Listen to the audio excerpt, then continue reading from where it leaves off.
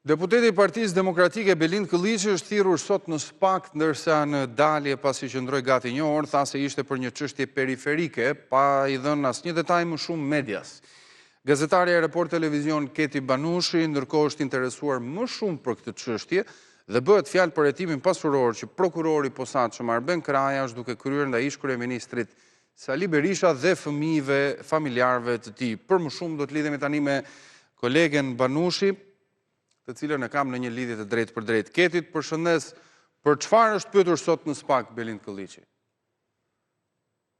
Përshëndetje Arli, në fakt Report vdshqiptara.com ka dhe më herët ka raportuar që krahas hetimit penal i cili në fakt dosja Partizani është dërguar për gjykim, Prokuria e Posaçme kishte ndarë një fraksion më vete sa i takon hetimit të mëtejshëm pasuror. Pra ka patur një hetim pasuror sa i takon kësaj dosje, por duke qenë se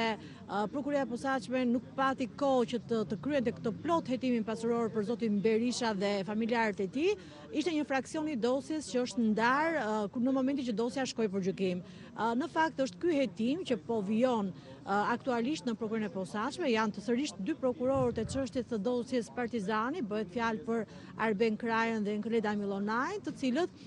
vijojnë hetimin pasuror për zotin Berisha për shpenzimet që ka bërë ndër vite, ndërkohë që një episod i cili në fakt po verifikohet edhe nga Prokuria e Posaçme, bëhet fjalë për kuvendin e vitit 2021, të 11 dhjetorit të vitit 2021, i cili u mblodh nga zoti Berisha në Air Albania. Dhe pikërisht për këto shpenzime që janë bërë në ato kohë, ku zoti Këlliçi ishte një nga organizatorët së bashku me Flamur Nokën dhe Albana Vokshin, ka qenë pikërisht për këtë arsye thirrja e tij në Prokurinë e Posaçme për të dhënë sqarime. Nga informacionet që kam,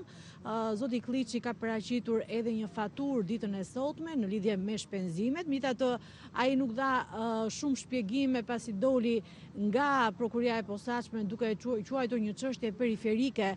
sa i takon hetimit të Prokurisë së Posaçme, por ndërkohë kjo prokurori me sa duket është drejt përfundimit dhe këtyre verifikimeve që janë bërë nga ana e prokurorëve të Prokurisë së Posaçme. Paralelisht në fakt ishte edhe procesi gjyqësor për dosjen Partizani, i cili u zhvillua ditën e sotme dhe ndërkohë që seanca e radhës u la për në datën 26. Pra ishte në momentin kur në gjykatë zhvilloi seanca Partizani, zoti Këlliçi ka qëndruar mbi më shumë se një orë në ambientet e Prokurisë Posaçme, kur ka dhënë edhe shpjegime sa i takon atij aktiviteti të zhvilluar dhe shpenzimet që janë kryer në atë kohë nga Partia Demokratike dhe nga zoti Berisha. Keti Banushi, falenderoj për këtë lidhje të drejtë për drejtë.